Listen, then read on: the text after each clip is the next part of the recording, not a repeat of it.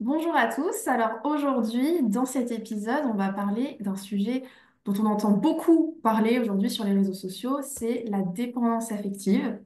Donc la dépendance affective, on en parle régulièrement dans les relations amoureuses, mais en fait, ça se présente dans toutes les sphères de la vie, dans tout type de relation.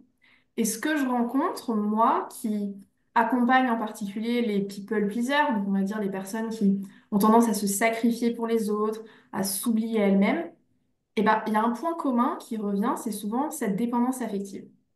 Et du coup, j'ai envie d'aller creuser ce sujet-là. Et pour ça, j'ai un invité aujourd'hui, donc Patrick Bonfils. Donc Patrick, je te laisse te présenter, parler de toi, de ton parcours, de ce que tu fais. Bonjour Léa, merci beaucoup pour ton invitation. Donc moi je suis thérapeute pour les relations amoureuses, thérapeute du cœur et du cul comme j'aime bien le dire. C'est-à-dire que j'aide les gens à comprendre un peu les dynamiques, les difficultés qu'ils peuvent rencontrer dans leur vie amoureuse, qu'ils soient en couple ou célibataires. Je travaille autant avec des gens qui sont en couple qu'avec des gens qui sont célibataires. Et l'idée pour moi, c'est justement de mettre de la conscience sur un peu les événements, qu'est-ce qui se passe dans ma vie amoureuse, pourquoi ça se passe comme ça, est-ce que ça a un lien avec mon enfance ou pas? Oui. Et puis voilà, d'essayer d'expliquer un peu aux gens leurs actions, les conséquences qu'ils reçoivent, si c'est pas agréable, pourquoi, et puis surtout quelle marge de manœuvre ils ont par rapport à ça, quoi. Et effectivement, la dépendance affective est un sujet qui est très à la mode, très en vogue, entre guillemets, parce que justement, parce qu'on a mis de la conscience dessus, on a pris conscience de ce genre de comportement, et que du coup, on peut maintenant en parler librement et puis aider les gens à se libérer de ce genre de comportement, quoi. Mhm. Ok, super. Bah, je te propose qu'on rentre direct dans le vif du sujet. Et tu nous expliques un peu bah, qu'est-ce que c'est la dépendance affective, quels sont les signes, on va dire, à remarquer. Mhm. Alors, je pense que la meilleure analogie que je pourrais faire avec la dépendance affective, c'est de vous parler du livre La maîtrise de l'amour, qui a été écrit par Don Miguel Ruiz, qui est l'auteur des Quatre accords Toltec. Et dans son livre La maîtrise de l'amour, il a une métaphore par rapport à la dépendance affective qui est une cuisine, comme tu as une cuisine derrière toi. Imagine que tous tes placards sont vides, il n'y a rien à manger, rien du tout. Et toi, tu meurs de faim. Il y a quelqu'un qui vient sonner à ta porte et qui t'offre une pizza. Premier jour, tu dis oui. Deuxième jour, il va te dire, ah, mais tu peux juste me refermer la serre en échange. Ok. Et puis petit à petit, ça augmente. Et puis au final, il va te dire, ok, bah aujourd'hui, je te donne encore une pizza. C'est le 28e jour de suite. Mais par contre, en échange, il faut aller nettoyer ma voiture, chercher mes gamins à l'école, faire mon ménage et puis aller bosser à ma place. Ça, c'est une situation que tu peux accepter si tes placards sont vides. Maintenant, imagine si tes placards, ils sont pleins à ras-bord, qu'il y a de la bouffe à n'en plus finir, que tu sais plus où la mettre tellement t'en as. Et que la même personne, elle vient le 29e jour, bah, la pizza, volontiers, passer un moment avec toi, volontiers, mais faire plein de trucs pour toi en échange de ça, bah non, parce que j'ai pas besoin de ta pizza, en fait.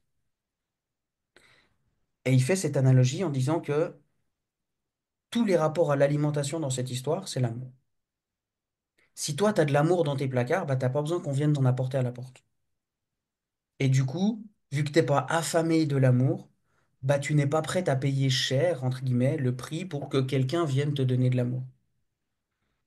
Et si toi, tes placards sont vides, alors à ce moment-là, ben oui, tu as besoin d'amour, du coup, tu vas t'intéresser à la dose d'amour que l'autre il va te donner, même si le prix à payer est de plus en plus lourd.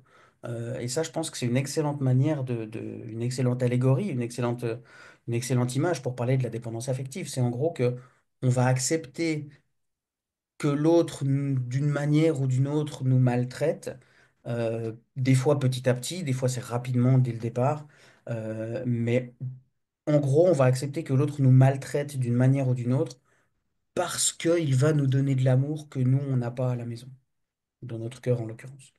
En gros, c'est ça la dépendance affective. C'est on a besoin d'amour. Si moi, j'en ai pas, je vais aller chercher chez quelqu'un d'autre. Même s'il me fait payer un prix pour cet amour, bah, je vais accepter parce que c'est quand même plus agréable que de pas en avoir du tout. Mhm. Ouais, très alignée avec ça. Quand tu dis bah, le prix à payer, justement, il est de plus en plus lourd. Et du coup, pour moi, ça fait sens que des personnes people pleaser, justement, soient dépendantes affectives parce que y a tellement besoin de plaire, de chercher l'affection, l'attention des autres, au point où on est capable de tolérer un peu tout et n'importe quoi juste Mhm. pour obtenir ça, finalement. Bien sûr, c'est exactement le même mécanisme. J'ai envie de dire, c'est la même chose, mais appelée différemment. Mais c'est Ouais. exactement la même chose. C'est l'idée que bah, dépendance affective, ça veut dire que mon affect dépend de l'autre. Mon affect, c'est quoi? C'est l'affection. L'affection, l'amour, la tendresse. Et si moi, j'en ai pas envers moi, vu que j'ai besoin d'en avoir, bah, je vais aller la chercher à l'extérieur. Et les people pleasers, en général, c'est le même genre de comportement, sauf que on parle de dépendance affective dans la relation amoureuse, mais on peut être people pleaser par rapport à ses parents, par rapport à ses enfants, par rapport à ses voisins, par rapport à ses potes, par rapport à son chef, ses collègues. Toutes les relations sociales sont sujettes à ça. Je veux bien avoir un peu de maltraitance de ta part si en échange, tu me dis que je suis beau, que je suis gentil, que je suis utile, que je suis sympa, que je suis intelligent, que... En gros, si tu me donnes un peu d'amour, tu as le droit de me maltraiter un peu en échange. Mais c'est exactement le même fonctionnement. C'est juste qu'on appelle ça, on appelle ça les people pleasers en dehors de la vie amoureuse, et dans la vie amoureuse, on appelle ça les dépendants affectifs. C'est juste une conversion comme l'euro, le franc suisse et puis le dollar américain. Mais en gros, c'est exactement la même chose. C'est le même fonctionnement. Et les mêmes racines surtout. Ok. Bah justement, tu parles de racines. Du coup, d'où ça vient? C'est quoi les origines? Alors, pour moi, les origines, c'est comme tous les soucis qu'on a dans notre vie amoureuse en particulier, vu que c'est mon domaine, ça vient de l'enfance. Dis-toi bien que si on a tellement peu d'estime, de confiance et d'amour de soi, qu'on est prêt à accepter d'être maltraité d'une manière ou d'une autre, des fois c'est doux, des fois ça l'est pas, mais si on accepte d'être maltraité en échange de recevoir ça, ça veut dire qu'à l'intérieur, il y en a vraiment pas beaucoup, voire pas du tout. Pas d'estime, pas de confiance, pas d'amour, pas de valorisation. Et ça, bah, c'est un exemple que je donne toujours, les maths, on apprend ça à l'école, le sport ou la musique, on apprend ça en activité parascolaire, conduire, on apprend ça dans une école de conduite, et puis le travail, on apprend ça en alternance, en apprentissage, à la fac, à l'uni ou quoi. Mais l'amour, on apprend ça où? C'est quoi un homme? C'est quoi une femme? C'est quoi les devoirs? C'est quoi les responsabilités? C'est comment on doit traiter un homme? Comment on doit traiter une femme? C'est quoi la relation? C'est quoi la communication? C'est quoi la loyauté? C'est quoi tout ça? Bah ça, on apprend quand on est enfant. Parce que le lieu où on est, le lieu où on grandit, en l'occurrence le foyer familial, c'est le premier endroit où on enregistre des choses, où on fait des apprentissages. De 0 à 7 ans, on est en mode record, on enregistre tout ce qui se passe. Et du coup, bah, c'est quoi un homme? C'est papa. C'est quoi une femme? C'est maman.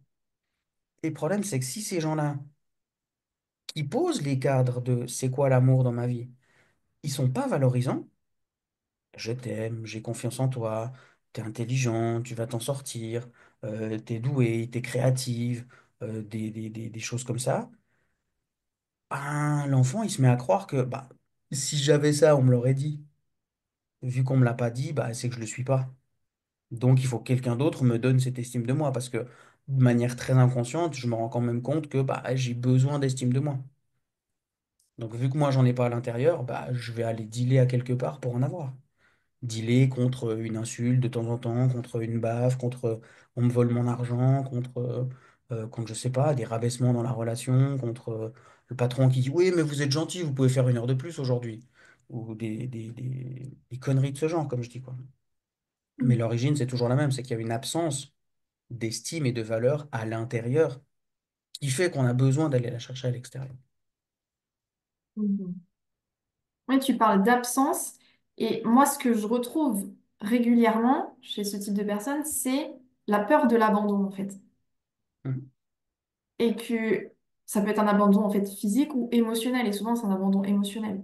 Bien sûr. Parce que pour moi, j'ai le même genre de problématique. Les gens qui rencontrent, c'est vraiment en train de devenir mon axe principal de travail, c'est les gens qui, en amour, rencontrent avec récurrence des personnes indisponibles. Des personnes qui sont déjà en couple, des personnes qui habitent loin, des personnes qui sont pas matures émotionnellement, des personnes qui n'ont pas digéré leur rupture avec leur ex, ou des personnes qui, d'une manière ou d'une autre, ne sont pas disponibles. Et ça rappelle justement ce parent souvent, vu notre génération, enfin ma génération en tout cas, souvent c'était le papa, mais pas forcément. Des fois c'est la maman, des fois c'est les deux. Euh, il est d'une manière ou d'une autre absent. Parce que trop de travail, parce que des humeurs un peu en dents de scie, soit dépressives, colériques ou des choses comme ça, on ne sait jamais vraiment trop à quoi on va avoir affaire. Justement, absence de paroles valorisantes.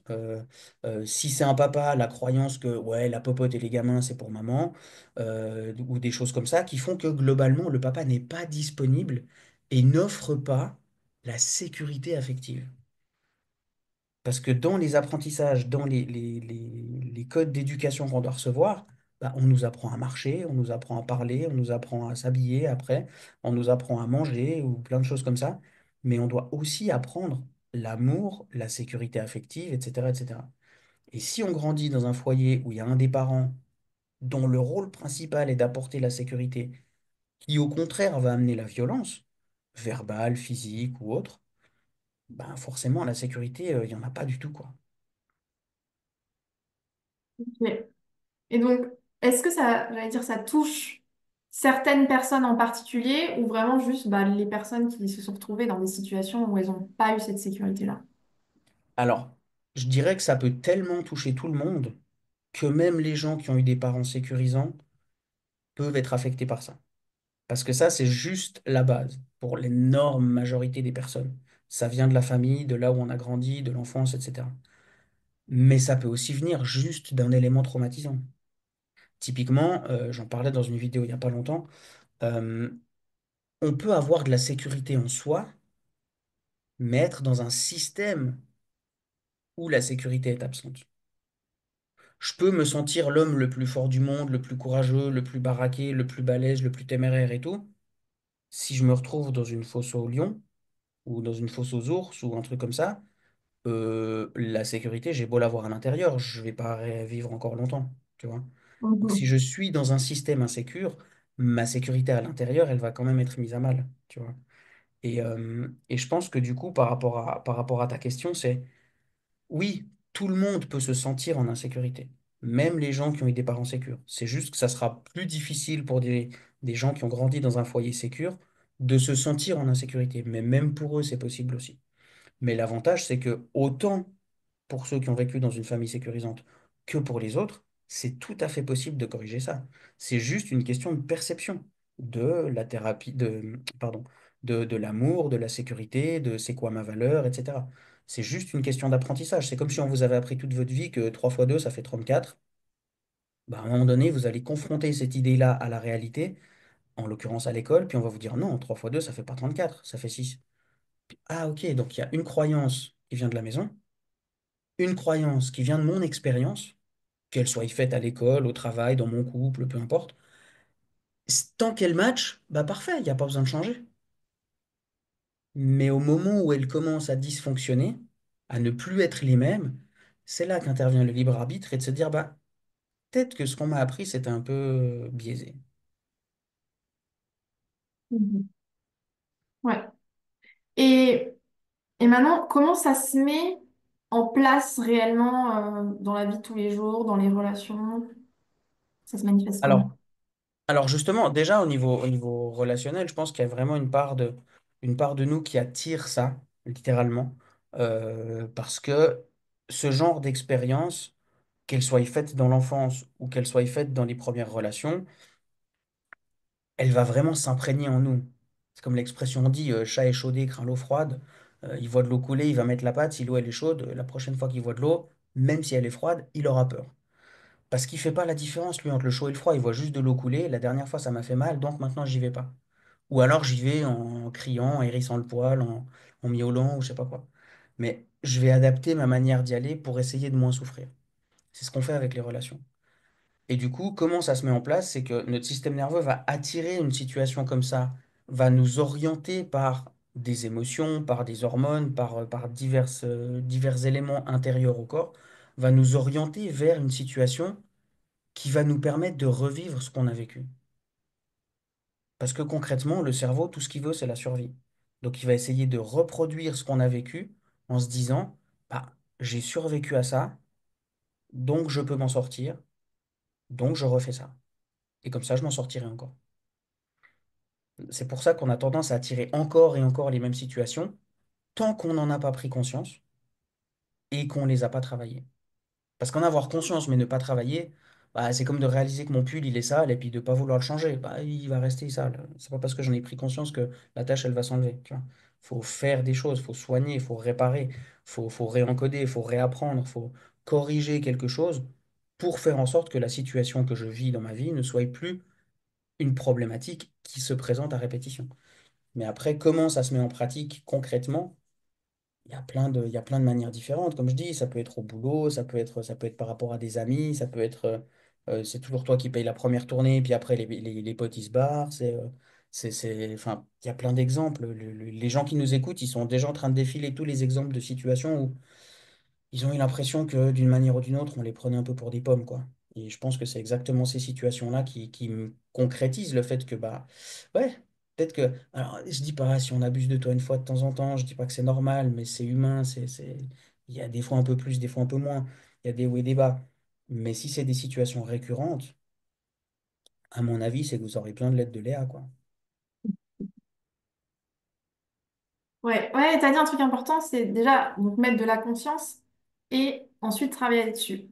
Et c'est vrai que le premier point, et c'est ce que je dis souvent, la première étape, c'est vraiment de prendre conscience des choses. Dès que tu as, à mon sens en tout cas, déjà, dès que tu prends conscience Mm. que tu es dépendant affectif ou que tu es people pleaser, tout de suite, ça a beaucoup moins d'emprise. Maintenant, Mm. ça reste, et il y a un gros travail à faire, mais déjà, c'est cette première étape-là. Et Mm. ensuite, justement, pour travailler dessus, bah, j'ai envie de te demander comment on travaille dessus. Alors, je pense que avant de passer à l'étape de travailler dessus, ce que tu viens de dire, ça me donne envie de réagir parce qu'effectivement, on a tendance à tirer à boulet rouge sur la dépendance affective. En tout cas, dans le domaine des relations amoureuses, etc. T'es dépendant affectif, t'as un problème. Ok, ça c'est un postulat. Moi, j'en ai un autre. Que la dépendance affective, c'est normal et naturel parce qu'on est des animaux. On vient pas du règne végétal, on vient pas du règne minéral, on vient du règne animal. Et les plus anciennes populations de notre espèce vivaient en tribu. On compte les uns sur les autres, on a besoin les uns des autres. La création de l'économie telle qu'on la connaît aujourd'hui est basée sur le fait qu'on a besoin les uns des autres. Je ne peux pas fabriquer mes habits, mon alimentation, en même temps mon ordinateur, et puis générer Internet pour on puisse avoir cette discussion. Donc la création même de l'économie dépend du fait qu'on dépend les uns des autres. Moi, je vais produire ce qui est ma spécialité, et je vais en produire plus pour pouvoir l'échanger avec les services de quelqu'un d'autre, voire potentiellement les vendre après. D'abord, on échangeait, après, on vendait. Donc, on a besoin les uns des autres. Donc, avoir de la dépendance affective, c'est pas un problème, c'est normal. Là où ça devient un problème, c'est quand c'est douloureux. Moi, quand j'ai passé une journée horrible, que je me suis fait chier toute la journée devant mon ordi, que le plat que je voulais me réchauffer à midi, il est moisi, et puis que du coup j'ai dû aller dépenser de l'argent au McDo, puis que ça fout en l'air mon régime, et puis qu'après je me suis fait flasher sur l'autoroute parce que j'étais en retard, et puis que du coup j'arrive chez ma copine puis qu'elle me quitte, bah j'aimerais bien là, à ce moment-là, avoir quelqu'un qui me prend dans ses bras puis en me disant, ouais, t'inquiète pas, bon fils, ça va aller. C'est normal d'avoir besoin de réconfort. C'est normal de parfois chercher de l'amour à gauche à droite. C'est tout à fait normal. Arrêtez de penser que c'est totalement incompatible et totalement pas normal. Encore une fois, là où c'est pas normal, c'est quand c'est tellement présent que c'est douloureux. Parce que avoir besoin des autres, moi, je considère vraiment que c'est normal. Mais du coup, si moi, je commence à avoir tellement besoin des autres, que je me confronte à des noms et que c'est douloureux, alors là, je me dirais, ouais, là, il faut que je bosse un peu. Parce que là, ma dépendance affective, elle est là-haut, et même moi, j'en souffre. Donc l'idée, c'est de la travailler, de la faire diminuer jusqu'à un niveau qui est viable pour moi. Par exemple, me faire sortir la tête de l'eau, comme je le fais ici. Il y a des gens pour qui ce sera là, il y a des gens pour qui ce sera là, il y a des gens pour qui ce sera là. Peu importe, il n'y a pas de règle, il n'y a pas de norme. C'est à vous de sentir à quel point vous avez besoin d'aller chercher chez les autres et comment vous réagissez quand on vous dit non. Tant que c'est douloureux, faut bosser encore sur le sujet. À partir du moment où vous acceptez que les autres peuvent vous dire non, que vous avez suffisamment de recul pour dire bah oui, bah je comprends. Ils ont pas que ça à faire, ils ont ci, ils ont ça, ils ont, je sais pas, les gamins, le boulot, ils sont en train de déménager. Euh, ils ont pas que ça à faire de venir manger à la maison. Donc ils disent non, c'est OK. À partir du moment où on accepte, c'est qu'il n'y a plus de souffrance. Et à partir du moment où il n'y a plus de souffrance, bah ça emmerde qui s'il en reste un peu. Tu vois? Moi, c'est Ouais, vraiment un des trucs que je voulais amener, c'est que cette idée que c'est hors de question d'avoir de la dépendance affective, non, c'est complètement normal d'en avoir.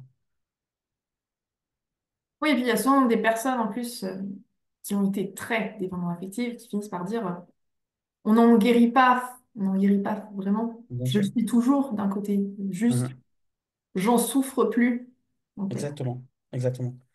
Moi, j'ai eu une maladie quand j'étais enfant et mon médecin m'avait dit, et c'est une distinction très importante dans les mots, il m'avait dit, ça se soigne, mais ça se guérit pas. À savoir que cette maladie, vous l'aurez toujours. Jusqu'à ce que, en l'occurrence, ce qui s'est passé, c'est qu'on m'a enlevé un organe et maintenant, j'ai plus cette maladie. Mais pour ne plus avoir la maladie, on a dû m'enlever cet organe. Tant que j'avais l'organe, la maladie, elle était là. On pouvait la soigner quand elle arrivait, mettre des bandages, des pansements, des trucs comme ça, mais on ne pouvait pas faire en sorte que la maladie, elle s'arrête complètement. Parce que c'est l'organe qui était malade.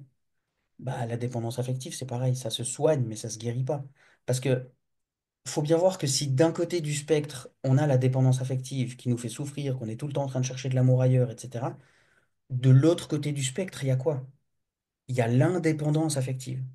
J'ai plus besoin de personne, j'ai plus besoin de rien, je ne rentre plus en connexion avec personne, je m'isole complètement. Et c'est pas sain non plus. Ce qui est sain, c'est jamais un extrême ou l'autre. Ce qui est sain, c'est un truc un peu au milieu. Chacun décidera où il est le milieu juste pour lui. Mais effectivement, c'est pas sain non plus d'être totalement indépendant affectif. C'est tomber dans l'égoïsme, c'est tomber à être un connard, c'est tomber à être une carène, comme on entend sur les réseaux sociaux. Enfin, c'est vraiment aller dans des concepts qui sont totalement, mais ouais, improductif socialement, c'est le mot qui me vient en tête, quoi. Qui ne mène à rien, qui ne mène qu'à l'exclusion et qui vont pas nous rendre heureux non plus, quoi. Donc, soigner, oui, mais viser à guérir, à mon avis, c'est une ineptie. Selon toi, ça se soigne? Enfin, ça se guérit plutôt? Ah non, non, non, je pense pas que ça se guérit. Non. Ouais, on est d'accord. C'est quelque chose qu'on peut jouer un peu, plus, moins, mais avoir zéro, c'est ni possible, à mon sens, ni souhaitable. Mm. C'est vrai qu'on a toujours cette tendance, hein, quand il y a quelque chose qu'on juge de mal ou de pas bien, qu'on veut pas avoir, tout de suite l'objectif c'est de le supprimer complètement et Mhm. d'être complètement l'inverse. En Mhm. fait, l'inverse n'est pas spécialement bon non plus. L'idée c'est de Mhm. trouver toujours une forme Mhm. d'équilibre. Bien sûr, bien sûr. C'est comme j'ai entendu ce matin, j'ai écouté une vidéo de Franck Lobvet où il disait l'agressivité, c'est pas bien. Bah non, des fois c'est super bien l'agressivité. L'exemple qu'il prenait dans la vidéo, il disait si je vais chercher mon fils à l'école, puis qu'au moment où j'arrive, je le vois monter, je le vois être embarqué de force dans une voiture que je connais pas, bah là j'ai meilleur temps d'être agressif, quoi. Je vais pas m'asseoir dans ma voiture et puis faire une petite méditation pour espérer que la situation s'arrange et puis me réaligner et retrouver mon centre. Dans un contexte comme ça, l'agressivité c'est très bien, c'est nécessaire et potentiellement même vital pour moi ou pour mon enfant. Donc, la dépendance affective, c'est pareil. Avoir zéro, c'est pas bien non plus, quoi. C'est juste, voilà, encore une fois, c'est à quel niveau c'est souffrant et à quel niveau c'est OK. Ça, chacun doit décider ça, quoi. Mais comme tu dis, je pense pas qu'en avoir zéro, c'est un objectif qu'il faut avoir. Et du coup, parce que oui, on parle de souffrance et c'est très abstrait, enfin, dire ça dépend de chaque personne, mais comment faire la différence entre une dépendance affective, on va dire malsaine, et plus un attachement qui est sain? Alors, bah pour moi, justement, c'est ça qui fait le niveau de souffrance ou de douleur, en fait, plutôt, parce que comme on a fait la distinction entre guérir et soigner, il y a une distinction à faire entre la souffrance et la douleur. Euh, la souffrance, c'est une douleur qui n'a pas d'objectif. La douleur, c'est quand ça fait mal, mais entre guillemets, on sait pourquoi. Si je fais un marathon et puis qu'au bout de 38 kilomètres, je suis crevé, j'en peux plus, puis que j'ai mal au genou, bah, je suis pas dans la souffrance. Parce que je suis dans la douleur à ce moment-là de me dire, OK, bon, bah, je serre les dents 2 kilomètres et puis après j'ai terminé. Puis je serai super fier de moi. Il y a quelque chose derrière. Donc ça, c'est juste de la douleur. La souffrance, c'est une douleur qui n'a aucune raison d'être, qui n'a aucun potentiel de devenir quelque chose de positif derrière. Et à mon avis, c'est ça qui fait la distinction entre le sain et le malsain. C'est à quel point est-ce que à l'intérieur, on se sent OK avec ça. Et c'est pour ça que c'est très difficile de dire là, t'en as trop, là, t'en as pas assez, là, t'es au bon niveau, là, t'en as depuis trop longtemps. Chacun doit sentir. Encore une fois, vous invitez des potes à sortir, on vous dit non, comment vous le prenez? Si ça fait mal, ben, c'est qu'il y a sans doute un truc à régler. Et il y a plein d'exemples comme ça. Je sais pas, vous proposez, je sais pas, proposer à une fille ou à un homme un rencard avec vous, un date, un truc comme ça, puis on vous dit non, comment vous le prenez? Si vous n'êtes pas capable d'entendre que la personne ne partage pas vos projets et d'accepter ça de manière sage, j'ai envie de dire, ben, si c'est quelque chose qui n'est pas possible à faire pour vous, bah, c'est qu'il y a un souci au niveau de la dépendance affective, effectivement. De la dépendance affective, de l'estime de soi, de la valorisation, de elle a dit non, donc j'ai pas de valeur, donc ça me blesse, donc je le prends mal, bah, dépendance affective. Si c'est quand l'autre elle dit non que ça modifie ma valeur, ça veut dire que ma valeur dépend de l'action de l'autre. Et c'est ça la dépendance affective. Moi, j'aime bien ton exemple parce que souvent on parle d'apprendre à dire non, mais Mhm. souvent le premier problème c'est qu'on n'arrive pas à recevoir le non. Absolument, C'est de là que absolument. ça part. J'ai fait plusieurs fois des sondages sur mes stories et pour demander justement aux femmes, est-ce qu'il y a une manière de vous approcher qui soit la bonne, qui soit OK quand on vous approche, quand vous êtes seul, quand vous êtes avec des potes, quand vous êtes en train de faire vos courses ou quand vous êtes au bar ou quand vous êtes en train d'attendre le bus ou par de l'humour, par du sérieux, par donner directement son numéro. Enfin, est-ce qu'il y a une technique qui est vraiment la bonne? Et, euh, et j'ai eu plein de réponses différentes qui étaient tout à fait normales et attendues, puisqu'il y a plein de femmes différentes qui ont répondu. Donc, chaque personne étant unique, chacune avait ses petites préférences. Il y en a qui préféraient être toute seule parce que sinon c'est gênant. Il y en a qui préféraient être avec des copines parce que comme ça on se sent soutenu. Il y en a qui préféraient quand c'est faire leurs courses parce que ça veut dire que bah, là je suis pas spécialement apprêté, donc ça veut dire que je lui plais vraiment. Enfin bref, toutes les réponses avaient quelques votes. Mais une des situations, une des argumentations pardon, qui revenait le plus, c'était le problème, c'est pas qu'on nous aborde. Le problème, c'est que si on dit non, on fait face à une forme d'agressivité, d'insistance, la personne, elle n'accepte pas qu'on dise non. Donc en fait, c'est ça le problème aujourd'hui, c'est pas d'aborder les femmes, c'est le problème que si t'es pas capable d'entendre qu'elle va dire non, alors n'y va pas, parce qu'il y a une chance sur deux. C'est comme au basket, si t'es pas capable de faire un tir en acceptant la possibilité que tu vas rater ton tir, bah elle ne fait pas le tir alors, parce qu'il y a techniquement une chance sur deux, c'est soit ça rentre pas. Pas plus compliqué que ça. Donc si t'es pas capable d'assumer le fait que peut-être ça va être non, bah alors juste ne le fais pas, comme ça t'es sûr de pas avoir de non. Et pour revenir justement à ce qui peut faire souffrir dans la dépendance affective et côté people pleaser, Mhm. c'est parfois qu'on arrive au point où on finit un peu par se travestir à tolérer des choses, à diminuer ses pensées, son avis pour faire plaisir, pour être validé par l'autre, et finalement on finit par se perdre et s'oublier complètement aussi derrière. Mhm. Mhm. Il y Oui, a des personnes complètement. qui arrivent à ce stade où en fait j'en peux plus de tolérer des choses inacceptables, j'en peux plus de me taire, de me diminuer, d'être Mhm. quelqu'un d'autre pour être aimé. Mhm. Mhm. C'est exactement ça. Il y a une phrase relativement célèbre maintenant qui dit que si tu dois faire des choses pour éviter de perdre quelqu'un, c'est que probablement tu es en train de te perdre toi-même. Et j'aime beaucoup cette image-là de dire bah, plus tu fais des choses pour aller vers l'autre, plus tu es en train de t'éloigner de qui tu es toi, quoi. Tu vois? Et j'aime beaucoup cette notion. Et du coup, après, bah, c'est une question, c'est un jeu un peu inconscient, au début en tout cas, d'estime de soi. Est-ce que j'ai meilleur temps de me garder moi ou est-ce que j'ai meilleur temps de garder l'autre dans ma vie? Est-ce que si je fais des pas vers elle, est-ce que ça va faire que je me perds moi?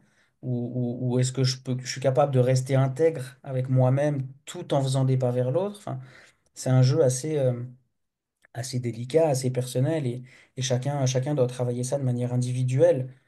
C'est pas, enfin, peut-être que tu fais des accompagnements collectifs ou que tu as un groupe de soutien ou des choses comme ça, mais vraiment pour évoluer, pour faire évoluer les gens que tu accompagnes sur les problématiques, j'imagine que tu dois faire que du one-one, parce que, encore une fois, chaque situation est différente et tout, quoi. Donc, c'est Mm. difficile de donner des réponses générales parce que tout le monde est différent, tout simplement. Et c'est, à mon sens, un des grands problèmes du développement personnel, des conférences, des livres, des trucs comme ça, c'est que ça fait que d'aborder des idées de manière générale.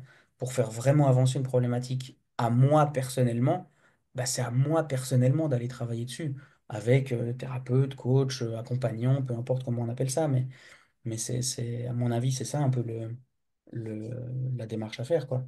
Mhm. Mais toi, Léa, du coup, j'imagine que si tu en es arrivé à accompagner des personnes comme ça, c'est que tu as vécu ça aussi, que tu en es sorti, du coup, que tu as une certaine pertinence ou légitimité, comme on dit, à accompagner des gens comme ça. Comment toi, t'en es sorti? Quel a été ton parcours en termes de prise de conscience, de soins? Qu'est-ce que tu as fait? Comment t'en es arrivé à t'en sortir de là? Mhm. Yes, bah, ouais, tu me retrouves totalement là-dedans.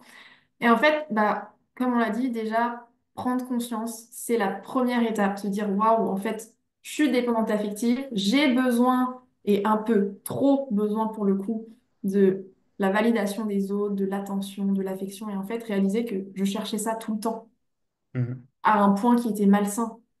Et à la fin, en fait, faire des choix toujours pour les autres et de me rendre compte, bah, en fait, ma vie, même si je suis encore jeune, est-ce que je l'ai vraiment choisie pour moi? En fait, non, je réponds toujours aux attentes des autres, mais moi, je me suis un peu oubliée. Et ça a été de se reconnecter à soi, de se reconnecter à moi. Et pour moi, les deux piliers essentiels là-dedans, ça va être l'estime de soi et l'amour de soi. mhm, C'est que comme ça qu'on va créer une sécurité intérieure. Apprendre à mhm, s'aimer avec ses parts d'ombre, ses parts de lumière, ses imperfections, être pleinement soi et réussir à accepter justement, on me dit non, c'est OK. Je dis non, c'est OK.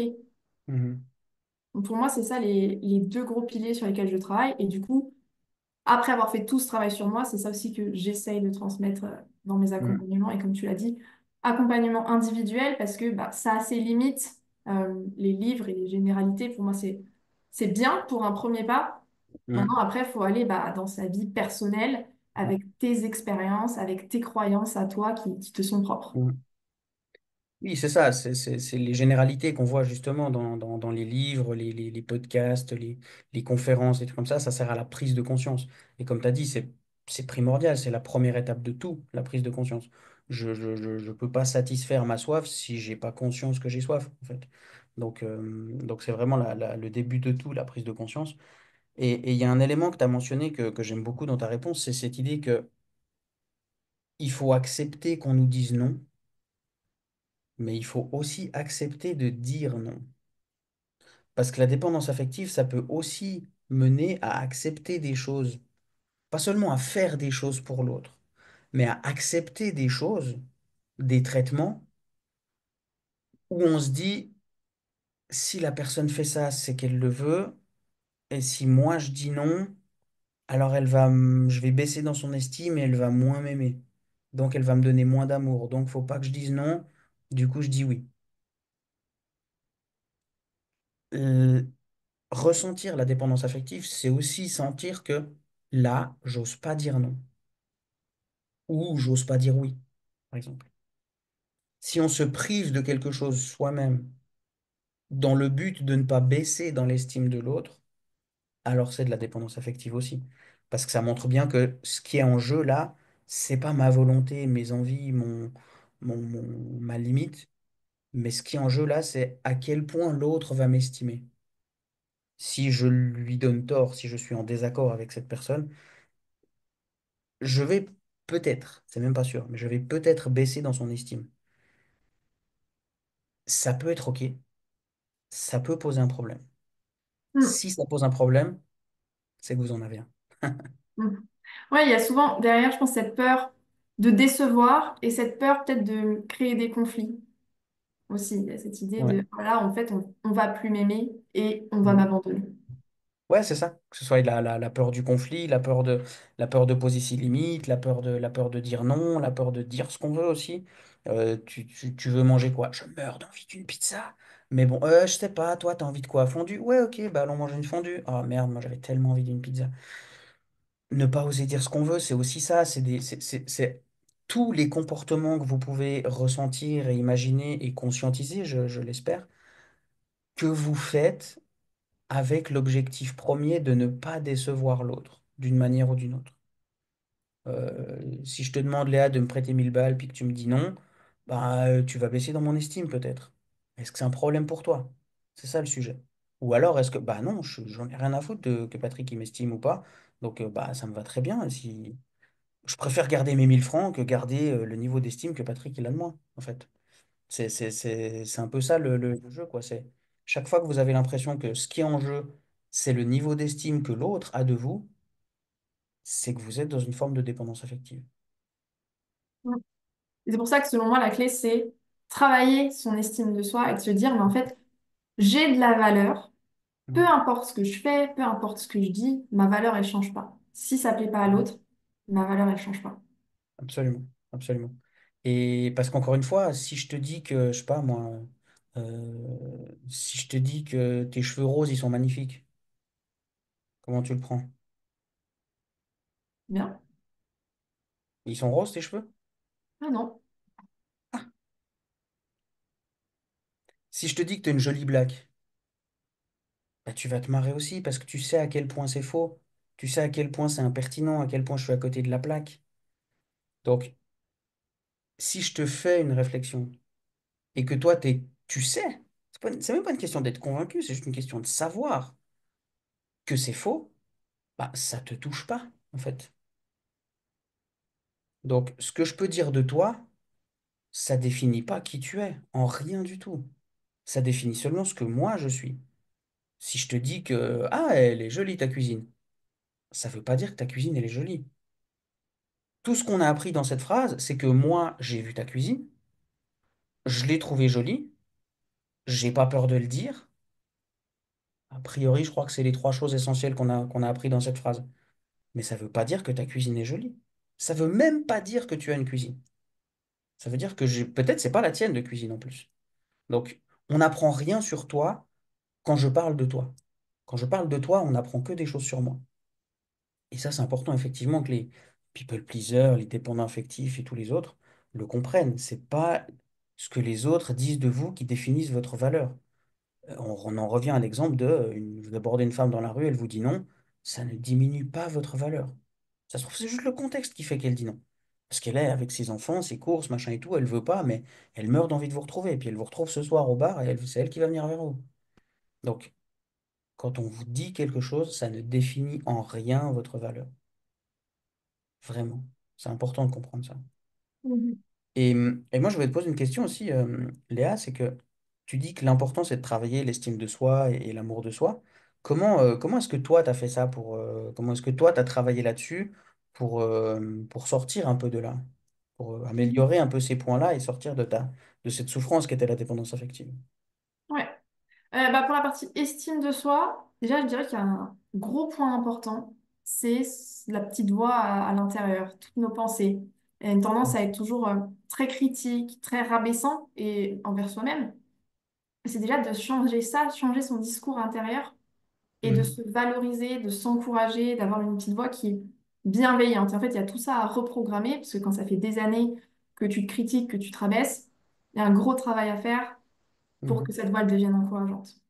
mhm, Ensuite, bah, c'est apprendre aussi à se prioriser, à s'écouter, à se rendre compte, bah, en fait, moi, je suis tout autant, en tout cas, importante que les autres. J'ai le droit de prendre du mhm, temps pour moi, j'ai le droit de faire des choses qui me font plaisir, de refuser ce que quelqu'un m'a proposé de faire et de faire plutôt quelque chose que moi, j'ai réellement envie de faire, et de mhm, s'autoriser. En fait, ça part beaucoup d'une autorisation, mhm, de prendre ce temps-là pour soi. Et après, au niveau de l'amour de soi, je pense que quelque chose qui est important, c'est toujours on met en avant ses forces, ses qualités, et on rejette un peu tout ce qu'on appelle les faiblesses, les défauts. Il y a une grosse partie pour moi, bah, c'est d'accepter qu'en fait, tu es un tout, tu as les deux en toi et tu peux t'aimer avec les deux. Et mhm, c'est notamment quelque chose que j'aime beaucoup, c'est le travail de l'ombre, d'accepter qu'on a des parts d'ombre et qu'en fait, ça fait aussi tout ce qui est beau en nous. Et Donc moi, dans mon travail, j'insiste à aller un peu vers là. Pour moi, ça m'a beaucoup aidé à m'accepter telle que je suis, dans mon entièreté, avec les choses un peu plus positives et les choses un peu plus négatives, et Mhm. c'est OK. Mhm. Mais ça, c'est des choses. Est-ce que tout le monde est capable de faire ça? De changer son discours interne, d'aller voir ses parts d'ombre et tout? C'est... Il y a des gens qui doivent se dire que c'est pas possible de faire ça, qui s'ils étaient capables, ils l'auraient déjà fait et tout. Comment on sait si on est capable de faire ça ou pas? Tout le monde est capable. Il y a pas, personne n'est une exception et un cas désespéré. Souvent, on croit ça. Non, tout le monde en est capable. Il y a un moment, il faut juste avoir l'impulsion et de se dire, je me prends en main, je me lance. Et souvent, là-dessus, ce qui est conseillé, c'est aussi de se faire accompagner parce que aller reprogrammer sa voix intérieure tout seul, c'est pas forcément évident. Mhm. Faire le travail de l'ombre tout seul, c'est pas forcément évident. Donc là, je conseille souvent bah, de se faire accompagner. Mhm. Mais la première étape, en fait, c'est de passer à l'action, c'est de se dire, en fait, je me lance parce qu'il n'y a aucune raison que pour moi, ça ne marche pas. Mhm. Mhm. Et ça, c'est les sciences qui le disent. C'est ce qu'on appelle la plasticité cérébrale. Ça veut dire que le rôle de vos pieds, c'est de vous porter. Le rôle de votre cœur, c'est de battre. Et le rôle de vos neurones, c'est de créer des connexions. Et ils font ça toute leur vie. Aussi longtemps que vous vivez, vos neurones, ils cherchent à créer des nouvelles connexions, des nouvelles compréhensions, de créer des nouveaux apprentissages, de se défaire de vieilles connexions qui sont plus fonctionnelles aujourd'hui. Et tant que vous êtes vivant, vous êtes capable d'apprendre des nouvelles choses. Et c'est ça qui fait qu'effectivement, tout le monde est capable. À partir du moment où vous avez un cerveau qui fonctionne, si vous êtes en train de regarder cette vidéo, c'est que vous avez la capacité. C'est pas une question d'intelligence ou quoi, c'est juste vous avez des neurones. Et ces neurones-là, ils cherchent que à vous faire évoluer.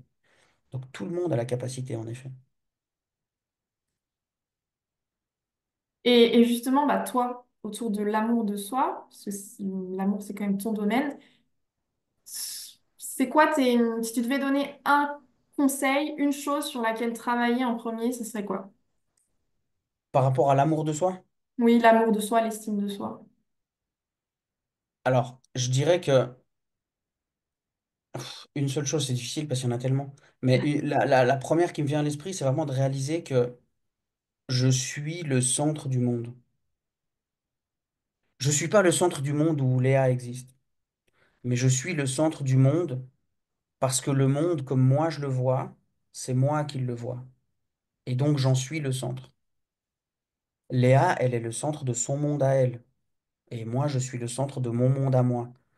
Et me remettre au centre, justement, par rapport à mes avis, mes envies, mes émotions, mes ambitions, etc., permet de ne pas mettre l'autre au centre de ma vie. Parce que si moi, je deviens spectateur dans mon monde à moi, ben, forcément que je vais devenir perdu, en fait. Je sais plus, est-ce que je vois, est-ce que je suis acteur, est-ce que je suis spectateur, quel est mon pouvoir d'action si je suis que spectateur, etc. Donc je pense qu'un des éléments vraiment importants, c'est de se remettre au centre de sa vie, de ses décisions, de ses choix, et de voir qu'en fait, bah, tout simplement, c'est la meilleure manière d'être heureux, parce que ce qui me rend heureux, c'est d'obtenir ce que je souhaite, et je suis simplement la meilleure personne du monde pour savoir qu'est-ce que je souhaite, comment, quand, à quel prix, et que personne d'autre a la capacité de me faire plaisir autant que moi je sais me faire plaisir, en fait. Donc, remettez-vous au centre de votre vie. Je pense que c'est vraiment la première chose à faire pour comprendre à quel point on est important, à quel point on a de la valeur et à quel point on peut s'aimer librement. Parce qu'au final, quand on est au centre de notre vie, notre monde, il tourne comme ça et s'il y a des gens, soit ils gravitent vers nous, soit ils gravitent vers l'extérieur. Mais c'est pas à nous de nous adapter aux gens, c'est aux gens de s'adapter à nous dans notre monde à nous. Donc ça, je pense que c'est vraiment un truc qui à la fois demande du courage mais qui forge un amour de soi très puissant, de se dire, mais moi je suis là au milieu et c'est les autres qui bougent autour. Moi je suis stable, je suis serein et tout va bien dans ma vie en fait. Et là où ça va pas, justement, s'il y a des douleurs, des souffrances, bah travailler un peu dessus, quoi. Mais je pense qu'en termes d'amour de soi, c'est vraiment un des premiers trucs à faire. Conscientiser dans quelle étape de ma vie je ne suis pas au centre de ma vie, enfin quelle étape de ma journée plutôt, je ne suis pas moi-même au centre de mes décisions et de ma vie, et changer ça en fait. Ouais, je pense que ce qui est important de voir, c'est que en fait, personne le fera à ta place. C'est-à-dire que Ouais, tu n'as pas le choix de le faire pour toi parce qu'il n'y a personne d'autre qui le fera. c'est ça, c'est ça. Tu ne peux sauver que toi-même et personne d'autre que toi ne peut te sauver. De quel que soit ton souci, ton problème, ton défi, ton challenge, quel que soit ce qui t'arrive, tu es la seule personne qui peut vraiment le gérer de A à Z. Et tu peux gérer de A à Z les problèmes de personne d'autre. Mm. Et effectivement, cette notion que si toi tu ne le fais pas, bah, personne d'autre le fera. Parce que j'imagine, quand toi tu étais dans la dépendance affective, tu as eu, bah alors, restons dans mon domaine hein, quand même pour faire un pont, mais tu as eu des amoureux, ils te disaient à quel point ils t'aiment, à quel point t'es belle, à quel point t'es génial, etc., etc. Est-ce que ça a suffi à te faire sortir de la dépendance affective? Ah non, pas du tout. Voilà. C'est bien la Non. preuve que l'amour de soi, il vient pas de l'extérieur, jamais. C'est pas possible, ça n'a aucune prise. C'est comme de verser de l'eau dans un verre percé, quoi. Ça reste pas, ça fait du bien quand ça passe, ouais, nickel. Mais ça ne s'intègre pas. Ce verre, il y a que trois personnes qui peuvent le faire dans notre vie. C'est papa, maman et moi. Si papa ou maman ne l'ont pas fait, ou les deux, pour ceux qui ont de la chance, bah à ce moment-là, c'est à moi de le faire et c'est tout. Mais personne d'autre ne peut remplir mon verre, ne peut créer même mon verre. Et ensuite, une fois que moi je l'ai créé, les autres peuvent verser des trucs dedans. Mais sinon, c'est comme d'aller récolter de l'eau au robinet avec juste ses mains comme ça. Ça fait du bien par où ça passe. Ça rafraîchit quelques secondes et tout, mais au bout d'un moment, il n'y a plus rien, quoi. Ça n'a aucun effet durable, en fait. Totalement. Moi, je pense qu'on a pas mal fait le tour du sujet. Mhm. Est-ce qu'il y a d'autres choses que tu voudrais ajouter, dont on n'a pas parlé, et qui te semblent importantes? Par rapport à la dépendance affective, non, je crois qu'on a fait globalement un joli tour. On a parlé de cette histoire de cuisine, on a parlé de il y a que toi qui peux le faire, se remettre au centre, c'est douloureux, c'est normal d'en avoir. Ouais, j'ai l'impression qu'on a vraiment dit les éléments principaux par rapport à ça. Est-ce que toi, il y a encore des choses, un thème, un sujet que tu voulais aborder par rapport à ça, ou selon toi, on a fait le tour aussi? Non, pour moi, c'est bon, on a fait le tour. Maintenant, tout ce que je veux dire, c'est que, en fait, faut passer à l'action, faut prendre soin de soi, se prendre en main et pas attendre que quelqu'un fasse. Ouais, c'est un peu ça la conclusion. Ouais, c'est ça. Encore une fois, personne n'a les clés de votre serrure, quoi. Vous pouvez vous aider les uns les autres, vous pouvez échanger, vous pouvez discuter, vous pouvez partager les expériences, vous pouvez écouter le récit de Léa. Si vous la croisez sur votre palier et puis qu'elle essaie de venir ouvrir votre porte avec sa clé, ça ne marchera pas forcément. Donc, elle peut vous expliquer comment faire, mais c'est avec votre clé que ça marchera, quoi. Donc, c'est effectivement le passage à l'action, demander de l'aide, se faire accompagner, et ne pas voir ça comme une tare, comme une faiblesse, comme un problème. Non. Ni d'être dans la dépendance affective, ni de se faire accompagner. Se faire accompagner, pour moi, à une époque, j'allais voir un psy et il m'avait dit, vous faites partie d'une élite parce que tout le monde a des problèmes. Vous faites manifestement partie de ceux qui en ont conscience. Et parmi ceux qui en ont conscience, qui sont quand même nombreux aussi, vous faites aussi partie d'une élite de ce groupe-là parce qu'en plus, vous faites les choses vous vous faites accompagner, vous venez me voir et dans mon cabinet, etc. Donc, c'est pas un problème de se faire accompagner. C'est justement de se dire, ma vie, elle va pas, je veux améliorer des trucs et je décide de le faire vraiment, quoi. Je vais pas attendre que d'avoir 60 ans pour me dire, ouais, j'aurais dû faire mieux. C'est maintenant que tu dois faire mieux. Si tu profites pas aujourd'hui de faire le travail, tu pourras pas en bénéficier demain. Très simple. Mhm. Donc voilà. Très beau message. Bah écoute, merci beaucoup Patrick, c'était un super échange. Puis merci à toutes les personnes qui vont nous écouter. Ouais, absolument. Merci beaucoup à toutes les personnes qui veulent nous écouter. N'hésitez pas à nous faire vos remarques en commentaire. Moi, en tout cas, je vais publier sur YouTube. Et puis, éventuellement, à contacter Léa pour des problèmes de people pleaser ou moi aussi sur les réseaux sociaux, Instagram et tout ça, pour des problèmes liés à la vie affective, la vie amoureuse, les personnes indisponibles, des choses comme ça, quoi. Merci beaucoup, Léa. Super, ouais, merci à toi.